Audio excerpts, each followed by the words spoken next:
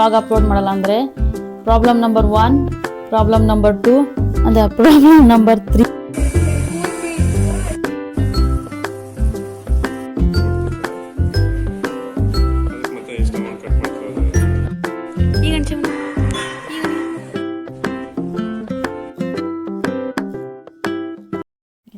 Hey everyone, welcome back to our YouTube channel.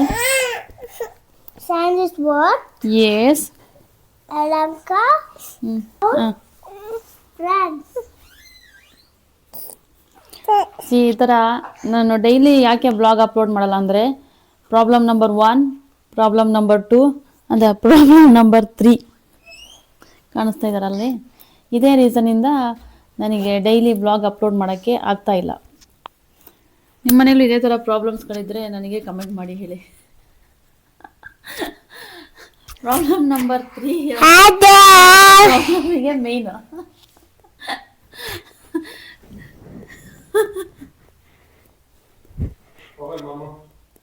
ಅಷ್ಟೇ, ಇದಕ್ಕಿಂತ ಜಾಸ್ತಿ ಹೇಳೋಕ್ಕಾಗಲ್ಲ. Hey everyone, welcome back to my Chancho's World channel. Please ಯಾರೆಲ್ಲ ನನ್ನ ಚಾನಲ್ ನೋಡ್ತಾ ಇದ್ದೀರಾ ಸಬ್ಸ್ಕ್ರೈಬ್ ಮಾಡಿ, ಫಾಲೋ ಮಾಡಿ, ಲೈಕ್ ಮಾಡಿ, ಶೇರ್ ಮಾಡಿ ಅಂತ ಕೇಳ್ಕೊಳ್ತಾ ಇದ್ದೀನಿ. ಸೊ ಇವತ್ತಿನ ವ್ಲಾಗಲ್ಲಿ ಏನಂತಂದರೆ ನನ್ನ ಮಗನ ಡೆಂಟಿಸ್ಟ್ ಹತ್ರ ಕರ್ಕೊಂಡು ಹೋಗ್ತಿದ್ದೀನಿ. ರೀಸನ್ ಏನಂತ ಬಂದ್ಬಿಟ್ರೆ ಒಂದು ಫೈನ್ ಲೈನ್ಸ್ ಬಂದ್ಬಿಟ್ಟಿದೆ ಹಲ್ ಮೇಲೆ. ಸೊ ಅದು ಸ್ಟಾರ್ಟಿಂಗ್ ಒಂದು ಡಾಟ್ ಥರ ಇತ್ತು, ಅದಾದಮೇಲೆ ಅದು ಇನ್ಕ್ರೀಸ್ ಆಗ್ತಾ ಬಂತು. ಸೊ 6 months 7 months ಆಯಿತು ಇದು ಕಾಣಿಸೋಕೆ ಸ್ಟಾರ್ಟ್ ಮಾಡ್ಬಿಟ್ಟು. ನೋಡಿ ನಿಮಗೆ ಇಲ್ಲಿ ಕಾಣಿಸ್ತಾ ಇದೆಯಾ? ಸೊ ಇದೇ ಡಾಟ್ ಫಸ್ಟ್ ಸ್ಟಾರ್ಟ್ ಆಗಿದ್ದು, ಆಮೇಲೆ ಫೈನ್ ಲೈನ್ಸು ತುಂಬಾನೇ ಇದೆ, ಬಟ್ ಅದು ಇದರಲ್ಲಿ ಕಾಣಿಸ್ತಾ ಇಲ್ಲ. ಸೊ ಇದನ್ನ ನಾನು ಒಂದು ಇಲ್ಲಿ ನಿಯರ್ ಬೈ ಡೆಂಟಿಸ್ಟ್ ಹತ್ರ ಕರ್ಕೊಂಡೋದಾಗ ಅವ್ರು ಹೇಳಿದ್ದು ಟೂತ್ ಪೇಸ್ಟ್ ಯೂಸ್ ಮಾಡಿ, ಕಮ್ಮಿ ಆಗಿಲ್ಲ ಅಂದರೆ ಆಮೇಲೆ ಕ್ಲೀನಿಂಗ್ ಮಾಡ್ಸೋಣ ಅಂತ ಹೇಳಿ. ಸೊ ಟೂತ್ ಪೇಸ್ಟ್ ಯೂಸ್ ಮಾಡಿನೂ ರಿಸಲ್ಟ್ ಬಂದಿಲ್ಲ. ಸೊ ಹಾಗಾಗಿ ಇವಾಗ ನೆಕ್ಸ್ಟ್ ಪ್ರೊಸೀಜರು ಕ್ಲೀನಿಂಗ್ ಮಾಡ್ಸೋಣ ಅಂತ ಹೇಳಿ. ಯಾಕಂದ್ರೆ ಅದು ಹಲ್ಲು ಮುಂದೆ ಎಲ್ಲ ಚೆನ್ನಾಗಿ ಕಾಣಿಸಲ್ಲ, ನಕ್ಕುವಾಗ ಬಾಯಿ ಓಪನ್ ಮಾಡುವಾಗೆಲ್ಲ ಒಂಥರ ಕಾಣಿಸ್ತಾ ಇರುತ್ತೆ. ಸೊ ನಾನು ನಿಮ್ಮನ್ನ ಇವಾಗ ಡೆಂಟಿಸ್ಟ್ ಹತ್ರ ಕರ್ಕೊಂಡು ಹೋಗ್ತಾ ಇದ್ದೀನಿ. ಬನ್ನಿ, ಇದೊಂದು ಸ್ಪೆಷಲ್ ಪ್ಲೇಸು. ನೀವೇನಾದರೂ ಈ ಪ್ಲೇಸನ್ನು ನೋಡಿದ್ರೆ ನನಗೆ ಕಮೆಂಟ್ ಮಾಡಿ ಹೇಳಿ. ಸೊ ಅಫೋರ್ಡಬಲ್ ಪ್ರೈಸ್ ಕೂಡ ಇದೆ ಅಂತ ಹೇಳ್ತಾರೆ. ಬನ್ನಿ ನೋಡೋಣ. ಸೊ ಫೈನಲಿ ನಾವು ಈ ಪ್ಲೇಸಿಗೆ ಬಂದಿದ್ದೀವಿ. ಸೊ ಇದೊಂದು ದೊಡ್ಡ ಹಾಸ್ಪಿಟಲ್. ಸೊ ಈ ಪ್ಲೇಸ್ ಬಂದ್ಬಿಟ್ಟು ಯಲಹಂಕದಿಂದ 5 kilometers ಹತ್ರ ಇರೋದು. ಸೊ ಇದರ ನೇಮ್ ಬಂದ್ಬಿಟ್ಟು ಕೃಷ್ಣದೇವರಾಯ ಡೆಂಟಲ್ ಹಾಸ್ಪಿಟಲ್. ಸೊ ಇಲ್ಲಿ ತುಂಬ ಜನ ಸ್ಟೂಡೆಂಟ್ಸು ಕಲಿಯಕ್ಕೆ ಬಂದಿದ್ದಾರೆ. ತುಂಬ ಜನ ಸ್ಟೂಡೆಂಟ್ಸ್ಗಳು ಕೂಡ ಇದ್ದಾರೆ ಇದರಲ್ಲಿ. ಆ್ಯಂಡ್ ಇಲ್ಲಿ ಇದೊಂದೇ ಬಿಲ್ಡಿಂಗ್ ಅಲ್ಲ, ಈ ಕಾಂಪೌಂಡ್ ಒಳಗಡೆ ಸುಮಾರು ಬಿಲ್ಡಿಂಗ್ಗಳಿದ್ದಾವೆ. ಆ್ಯಂಡ್ ಇಲ್ಲಿ ಏನಂತಂದರೆ ಪ್ರೈಸು ತುಂಬ ಕಮ್ಮಿ ಇರುತ್ತೆ ಅಂತ ಹೇಳಿದ್ರು ನನಗೆ. ಸೊ ಹಾಗಾಗಿ ನಾನು ಇಲ್ಲಿ ಬಂದೆ. ಯಾಕೆ ಅಲ್ವಾ, ನಮಗೆ ಕಮ್ಮಿ ಸ್ವಲ್ಪ ಪ್ರೈಸಲ್ಲಿ ಸಿಗುತ್ತೆ ಅಂದರೆ ನಾವು ಯಾಕೆ ಅದನ್ನು ಚೂಸ್ ಮಾಡಬಾರ್ದು ಅಲ್ವಾ. ಸೊ ಇದು ನನಗೆ ಹತ್ರನೇ ಇದ್ದಿದ್ದರಿಂದ ನಾನು ಈ ಪ್ಲೇಸ್ನ ನೋಡಿದೆ. ಇದು ನಾನು ಫಸ್ಟ್ ಟೈಮ್ ಬಂದಿರೋದು. ಆ್ಯಂಡ್ ನಿಮಗೆ ಇಲ್ಲಿ ಕಂಪ್ಲೀಟ್ ನೇಮ್ ಕಾಣಿಸ್ಬೋದು, Krishnadevaraya college of dental and science ಏನೋ ಇಂತ ಇದೆ. ಸೊ ಈ ಹಾಸ್ಪಿಟಲ್ಲಿಗೆ ಎಂಟ್ರಿ ಫೀಸ್ ಎಷ್ಟು ಅಂದರೆ, ರಿಜಿಸ್ಟರ್ ಮಾಡ್ಕೊಡೋದಂದರೆ ಫೀಸು, ಎಂಟ್ರಿ ಫೀಸ್ ಇಲ್ಲ, ರಿಜಿಸ್ಟ್ರೇಷನ್ ಫೀಸು. ಇವಾಗ ಮಗುನೇನಾದರೂ ತೋರಿಸ್ಬೇಕು ಅಂತಂದರೆ ಜಸ್ಟ್ 100 rupees. ಆ್ಯಂಡ್ ಮತ್ತು ಚಾರ್ಜಸ್ ಎಲ್ಲ ನಾನು ನಿಮಗೆ ಹೇಳ್ತೀನಿ ಎಷ್ಟಾಯಿತು ಮಗನ ಹಲ್ ಕ್ಲೀನಿಂಗ್ ಮಾಡಿಸ್ಕೊಳ್ಳೋಕ್ಕೆ ಅಂತ ಹೇಳ್ಕೊಂಡು. ಸೊ ಎಷ್ಟು ಬ್ಯೂಟಿಫುಲ್ ಪ್ಲೇಸ್ ಅಲ್ವಾ, ತುಂಬ ಸಖತ್ತಾಗಿದೆ ಈ ಪ್ಲೇಸು. ನಾವು ಗಿಜ ಅಂತ ಇರೋ ಸಿಟಿ ಮಧ್ಯದಲ್ಲಿ ಇದ್ದವರು ಈಗ ಸಡನ್ನಾಗಿ ಈ ಥರ ಪ್ಲೇಸಿಗೆ ಬಂದಾಗ ಕಾಮಾಗಿದೆ. ನೋಡಿ ಎಷ್ಟು ಗ್ರೀನರಿ ಇದೆಯಲ್ಲ, ಆರಾಮಾಗಿ ಮರದ ಕಡೆ ಕೂತ್ಕೊಂಡ್ರೆ ಹಾಗೆ ನಿದ್ದೆ ಬಂದು ಹೋಗ್ಬಿಡುತ್ತೇನೋ ಆ ಥರ ಇದೆ ಪ್ಲೇಸು.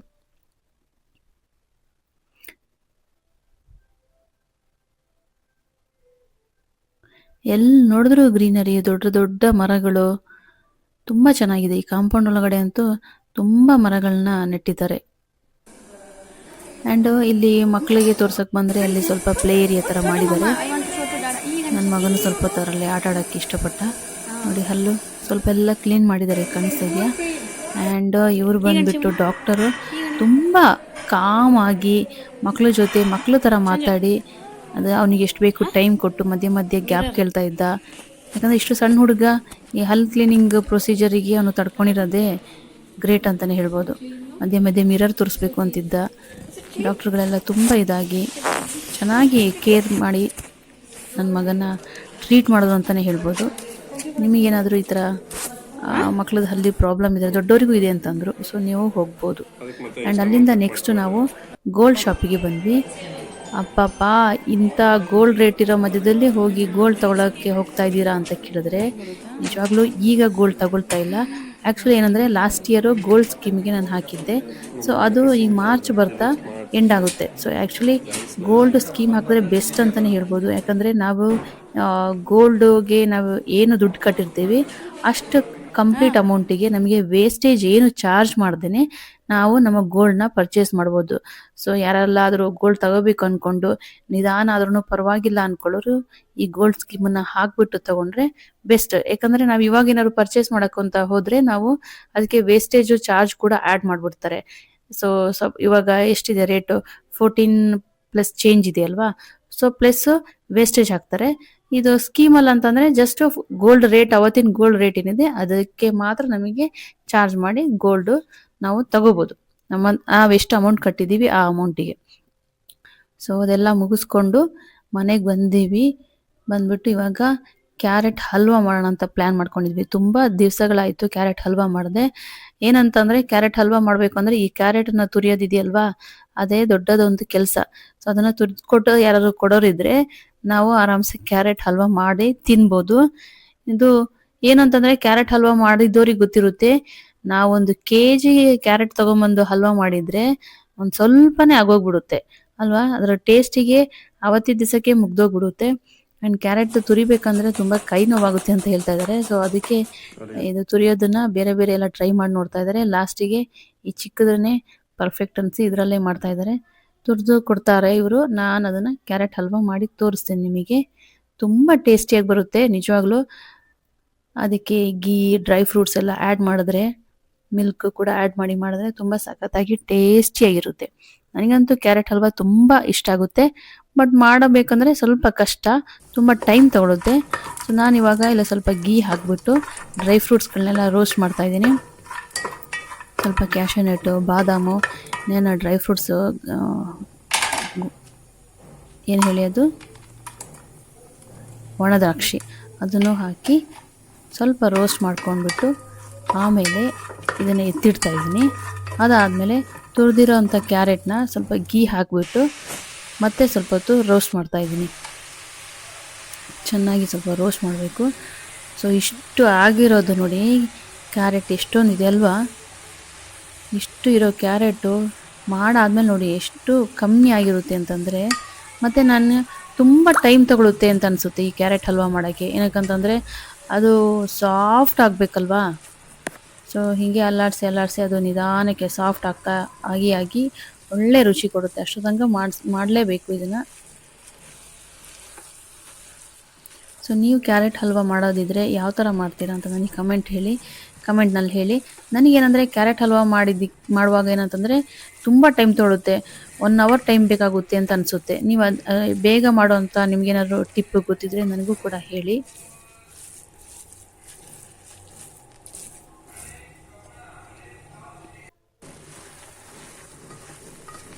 ನೋಡಿ, ಒಂದು ಸ್ವಲ್ಪ ಹೊತ್ತು ಬಾಯ್ಲ್ ಮಾಡಾದ್ಮೇಲೆ ಎಷ್ಟು ಕಮ್ಮಿ ಆಯ್ತಲ್ವಾ. ಇನ್ನೂ ಬಾಯ್ಲ್ ಆಗಿ ಇನ್ನೂ ಬರೋಷ್ಟೊತ್ತಿಗೆ ಇನ್ನೆಷ್ಟಾಗಿರುತ್ತೆ ಅಂತ ಗೊತ್ತಿರಲ್ಲ. ಬಟ್ ಎಲ್ಲರಿಗೂ ಇಷ್ಟ ಆಗುತ್ತೆ ಕ್ಯಾರೆಟ್ ಹಲ್ವಾ, ತುಂಬ ಸೂಪರಾಗಿರುತ್ತೆ. ಇವಾಗ ನಾನು ಇದಕ್ಕೆ ಹಾಲು ಹಾಕಿದ್ದೀನಿ. ಸ್ವಲ್ಪ ಹಾಲು ಆ್ಯಡ್ ಮಾಡಿ ಆಮೇಲೆ ಇವಾಗ ಶುಗರ್ ಕೂಡ ಹಾಕ್ತಾಯಿದ್ದೀನಿ.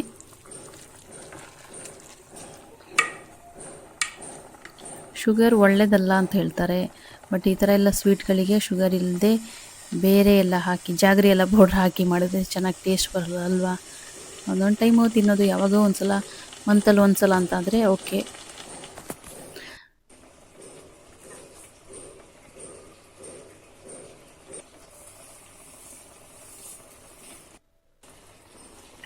ನಾನು ಕೂಡ ಇವಾಗ ವೆಯ್ಟ್ ಲಾಸ್ ಮಾಡಬೇಕು ಅಂದ್ಕೊಂಡು ಯೋಚನೆ ಮಾಡ್ತಾಯಿದ್ದೀನಿ. ಆ್ಯಕ್ಚುಲಿ ನಾನು ಆಫ್ಟರ್ ಡೆಲಿವರಿ ಬಿಫೋರ್ ಡೆಲಿವರಿ ನಾನು 73 ಇದ್ದೆ. ಇವಾಗ ನಾನು 52-54 ಇದ್ದೀನಿ. ಬಟ್ ವೆಯ್ಟ್ ಹೆಂಗೆ ಕಮ್ಮಿ ಆಗಿದ್ದೀನೋ ನನಗೆ ಗೊತ್ತಿಲ್ಲ. ವೆಯ್ಟ್ ಅಂತೂ ತುಂಬ ಕಮ್ಮಿಯಾಗಿ ಹೋಗಿದ್ದೀನಿ. ಆದರೆ ಏನಂತಂದರೆ ಈ ಮಮ್ಮಿ ಪೌಚ್ ಇದೆಯಲ್ವಾ, ಅದು ಮಾತ್ರ ಕಮ್ಮಿನೇ ಆಗಿಲ್ಲ. ಅದನ್ನು ಹೇಗಾದರೂ ಮಾಡಬೇಕು ಈ ಇಯರಲ್ಲಿ ಈ ಇಯರ್ ಮುಗಿಯೋದ್ರೊಳಗಡೆ ಮಾಡಬೇಕು ಅಂತ ನಾನು ಡಿಸೈಡ್ ಮಾಡಿದ್ದೀನಿ. ಸೊ ಹಾಗಾಗಿ ಇನ್ನು ಡಯಟ್ ಪ್ಲ್ಯಾನ್ ಕೂಡ ಮಾಡಬೇಕಾಗುತ್ತೆ, ಏನೇನಾಗುತ್ತೆ ಗೊತ್ತಿಲ್ಲ. ಮನೇಲೇ ವರ್ಕೌಟ್ ಮಾಡಿ ಮಮ್ಮಿ ಪೌಚ್ನ ಅಂದರೆ ಟಮ್ಮಿ ಆಗಿದೆಯಲ್ವಾ, ಟಮ್ಮಿ ಇದೆಯಲ್ವಾ, ಸೊ ಅದನ್ನು ಕಮ್ಮಿ ಮಾಡೋಣ ಅಂತಂದರೆ ಮನೇಲಿ ಮಾಡಬೇಕು ಅಂತಂದರೆ ಏನಾದರೂ ಒಂದು ಎಕ್ಸಸೈಸ್ ಮಾಡಬೇಕು ಅಂತ ಕೂತ್ಕೊಂಡಾಗ ಮಗು ಬಂದುಬಿಡುತ್ತೆ. ನಾನು ಎಕ್ಸಸೈಸ್ ಮಾಡೋದೇ ಇಷ್ಟ ಇಲ್ಲ ಅವನಿಗೆ. ಸೊ ತುಂಬ ಸಲ ನಾನು ಟ್ರೈ ಮಾಡಿದೆ ಮನೇಲಿ ಮಾಡಬೇಕು ಅಂಥೇಳಿ, ಬಟ್ ಮಗು ಅಳೋದು, ಮಗು ಎದ್ದೇಳೋದು, ಅದು ಮಧ್ಯೆ ಮಧ್ಯೆ ನಮಗೂ ಒಂಥರ ಡಿಸ್ಟರ್ಬೆನ್ಸು, ಇಂಟ್ರೆಸ್ಟೇ ಹೋಗ್ಬಿಡುತ್ತೆ. ಆದ್ರೂ ಹೇಗಾದರೂ ಮಾಡಿ ನಾನು ಕಮ್ಮಿ ಮಾಡಲೇಬೇಕು ಅಂದ್ಕೊಂಡಿದ್ದೀನಿ. ಯಾಕಂದರೆ ಇವಾಗನೇ ನಾವು ಅದನ್ನು ಕಮ್ಮಿ ಮಾಡ್ಕೊಂಡಿಲ್ಲ ಅಂತಂದರೆ, ಇವಾಗ ಮಗುಗೆ 1.5 ಇಯರ್ ಮುಗಿತಾ ಬಂದಿದೆ. ಸೊ ಇವಾಗ ನಾವು ಅದನ್ನು ಕಮ್ಮಿ ಮಾಡಿಲ್ಲ ಅಂತಂದರೆ ಮುಂದೆ ನಮಗೆ ಅದರದ್ದು ಇಂಟ್ರೆಸ್ಟ್ ಹೋಗ್ತಾನೇ ಇರುತ್ತೆ. ಮುಂದೆ ಜವಾಬ್ದಾರಿಗಳು ಜಾಸ್ತಿ ಆಗ್ತಾನೆ ಬರುತ್ತೆ. ಇಬ್ಬರು ಮಕ್ಕಳಿರುವಾಗ ಒಂದು ಮಗುದು ಸ್ಕೂಲ್ ಮುಗಿತಿದ್ದಂಗೆ ಇನ್ನೊಬ್ಬ ಜಾಯ್ನ್ ಆಗ್ತಾನೆ, ಹೋಮ್ವರ್ಕ್ ಮಾಡಿಸೋದು ಎಲ್ಲದೂ ಮಾಡಿಸಿದಾಗ ಒಂಥರ ನಾವು ಈ ಒಂದು ಕೆಲಸಕ್ಕೇ ಫಿಟ್ ಆಗಿದ್ದೀವಿನೋ ಅಂತ ಅಂದ್ಕೊಂಡ್ಬಿಟ್ಬಿಡ್ತೀವಿ ನಾವು. ಮನೆ ಕೆಲಸ ಮಾಡೋದು, ಮಕ್ಕಳನ್ನ ನೋಡೋದು, ಓದಿಸೋದು, ಮಾಡೋದು. ನಮಗೆ ಅಂತ ಪರ್ಸ್ನಲಿ ನಾವು ಟೈಮ್ ತಗೊಳ್ಳೋದೇ ಇಲ್ಲ, ನಮ್ಮನ್ನ ಬಗ್ಗೆ ನಾವು ಕೇರೇ ಮಾಡಲ್ಲ. ಆ ಥರ ಒಂದು ಮೈಂಡ್ಸೆಟ್ಟಿಗೆ ಆಗೋಗ್ಬಿಡ್ತೀನೋ ಅಂತ ನನಗೆ ಒಂದೊಂದು ಸಲ ಭಯ ಅನಿಸ್ಬಿಡುತ್ತೆ.